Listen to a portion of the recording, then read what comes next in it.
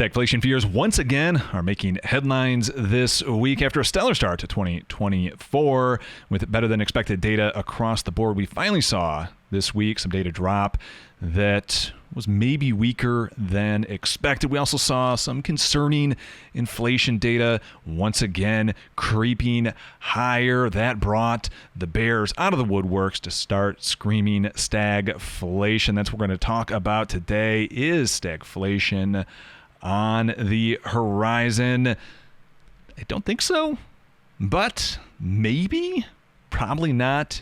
In the immediacy, we're going to go over all the data that dropped this week, discuss it in detail. We also got to discuss the Jared Bernstein clip at the end of the update. So first things first, let's just go over the week that happened. On Wednesday, we had the Fed rate announcement. We also had the ISM data that came out. That was important. And then on Friday, we had the jobs data come out. Again, that was the data that came out worse than expected, the first full miss of the year. First things first, though, let's go ahead and actually talk about the FOMC announcement on Wednesday, keeping interest rates flat. No change, and overall, no substantive change in the framing of where the Fed is at right now. Very much in line with where we would expected this FOMC announcement to be. I was looking to see if there might be a little bit of preparation for possible hikes into the future. Not too much prep for that. All in all, pretty bland, vanilla sort of FOMC statement. But why does this matter, right? Why do we even care? I've said before in the past, in the grand scheme of things, in terms of where the credit cycle might be at or where government spending might be at, that the Fed on the list of importance is pretty low in terms of the actual impact that it would have on markets. Why do we care? Well, recently, the Bank of America Global Research put out this chart right here that shows the difference between the Fed cutting 150 basis points and the Fed staying flat in terms of the implication that would have on deficit spending, particularly that interest income into the private sector that has really been the boost for this market in 2023 and now the first half of 2024. Here's the thing, 150 basis point cut right now obviously they wouldn't do it. It would probably take 6 months of a quarter cut each time to get there. But if they were to start to stack up cuts and maybe accelerate cuts, you'd look at a trimming of about $500 billion of interest income from that interest income channel because of the lower rate. So this is why rates matter, and this is how rates can matter, is because of the additional interest income that's coming into the private sector. Now we know that as deficit spending shrinks, inflation kicks higher, that inflation boosts higher because of the credit cycle being so sensitive, or actually being the main cause to rising inflation during an underlying cycle, that you can get a late stage inflation burst. Of course, you pair that with lowering deficit spending, and you do get yourself in the potential spot for a stagflation type environment. Now, I don't think we're going to get there. This has been the case that we made at the start of the year until now, that it doesn't look likely that the Fed is going to have enough to cut. But this week might have changed things because of that jobs data. So this is why the interest rate right now, the decision the Fed makes, is so important. It's because of the implication that it has on the interest income into the private sector, boosting the private sector. This is why I've said for a long time, it's going to be when the Fed finally starts to drop the rates that we're going to see a reversal of what boosted us through 2023 and now the first half of 2024. We'll see that unravel, and that is where we would get the potential risk of things collapsing. Now, I don't think we're that close. Not only do I think we're not close in the terms of the Fed actually really rewinding or rolling back the rate hikes that we saw, but we're just still too early on in this cycle to have overall concern yet that even if we had this one-off print in jobs data or any other data that's going to come out in the near future, the Fed is really going to see this as a need to cut at this rate. And even if it is going to cut, even if the Fed is going to cut, it's likely only going to be 25 basis points one time into the end of the year, not making a huge dent in terms of the overall impact on the future of interest income to the private sector. So speaking about the jobs data, non-farm payrolls missing for the first time this year. And again, another good thing to point out here with the jobs data, admittedly, it was less than expected. we always want to measure the print relative to consensus.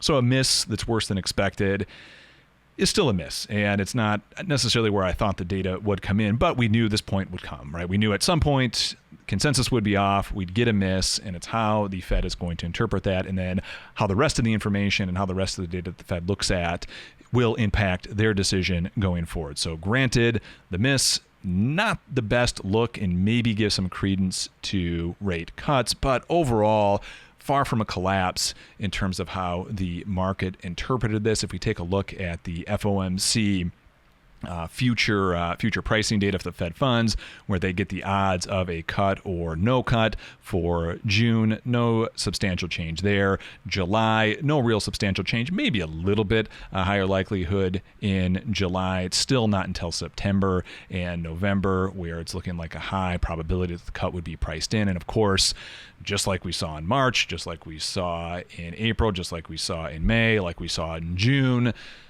as the stronger than expected data comes out, as the more inflationary, higher than expected or hotter than expected inflation data comes out, these begin to wane and you get the no cut rising. So we still have a ton of time before September, November for the data to continue to come out hotter than expected, ultimately delaying the cuts further and further. So I see no risk, no chance at this point that we get a cut, obviously by June, if not by July. So we're still a few months out before we would get that cut. But admittedly, with the jobs data coming out on Friday, we did see the 10-year yield drop a little bit, maybe in anticipation of a slightly heightened risk of a cut. So here's my overall summary, at least with regards to the job data and the potential for cuts and the impact it would have. The main impact that it's going to have is it's going to unravel a lot of the stimulative effect that the rate hikes have had over the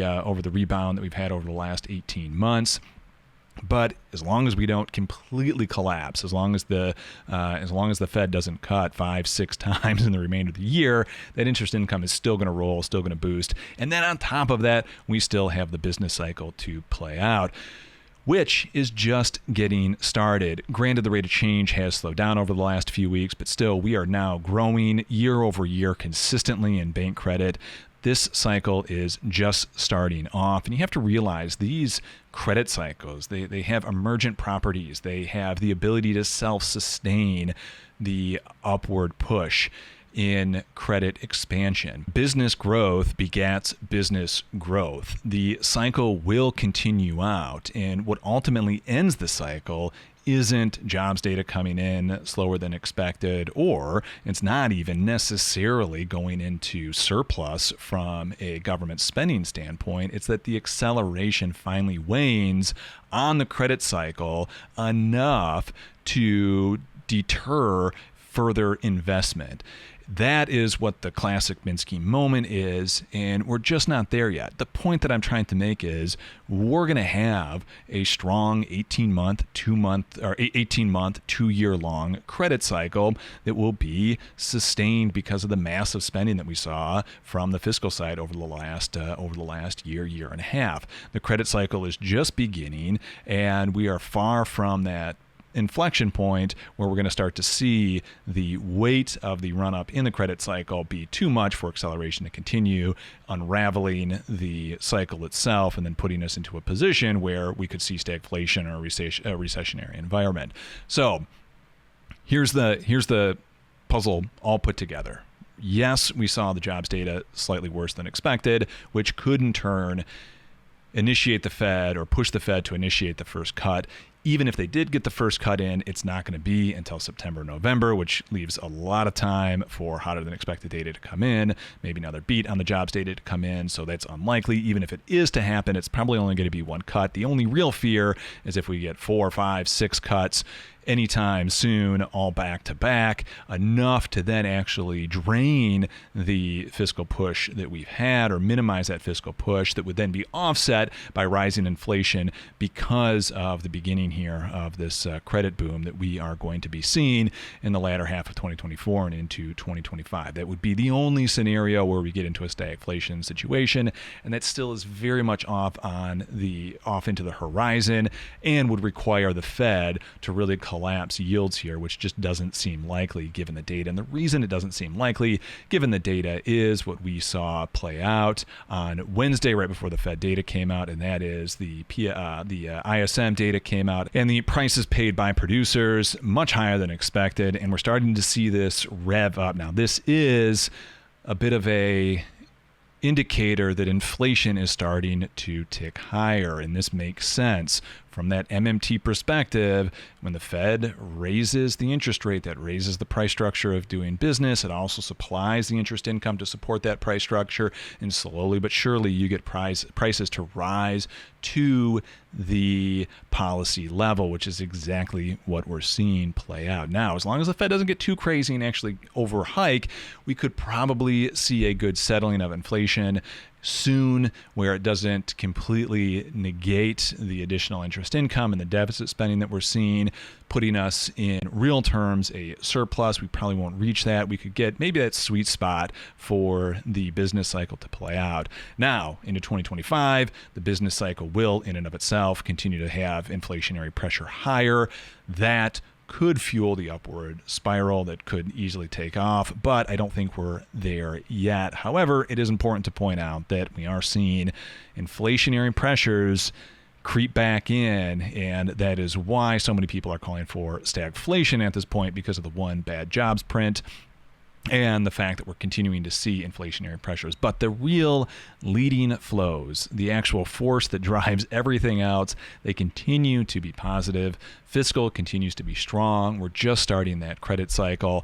All in all, I continue to expect growth to expand into the rest of 2024, and then maybe when we get to 2025 we might see some things change at that point. But in the meantime, I'm not terribly worried here about stagflation until I see a sustained decrease in deficit spending, which does not look like it's going to happen anytime soon. And I think the real thing that could bring an end to the growth in deficit spending that we've seen would be something like rate cuts.